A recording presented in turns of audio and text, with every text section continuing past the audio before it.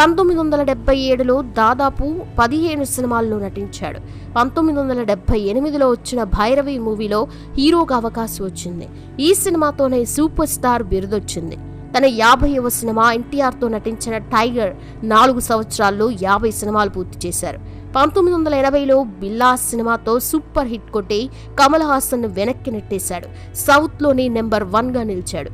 ఆ తర్వాత ఓ సినిమాకి సంబంధించిన ఇంటర్వ్యూ ఓ లేడీ జర్నలిస్ట్ లతా రంగాచారి చేసింది. ఇంటర్వ్యూ మధ్యలోనే మీరు నన్ను పెళ్లి చేసుకుంటారా అని అడిగాడు. లతా రంగాచారి కూడా గ్రీన్ సిగ్నల్ ఇచ్చేసింది. ఇక 1981 ఫిబ్రవరి 26న రజనీకాంత్ వివాహం లతా రంగాచారితో జరిగింది. ఈ దంపతులకు ఐశ్వర్య రజనీకాంత్, సౌందర్య రజనీకాంత్ అనే 2 కుమార్తెల సంతానం. ఆ తర్వాత 1983లో సినిమాతో బాలీవుడ్ ఎంట్రీ ఇచ్చారు. అక్కడి ప్రేక్షకులను అతడి స్టైల్తో అలరించారు. 1990లో తమిళ అభిమానుల పాలిట దేవుడిగా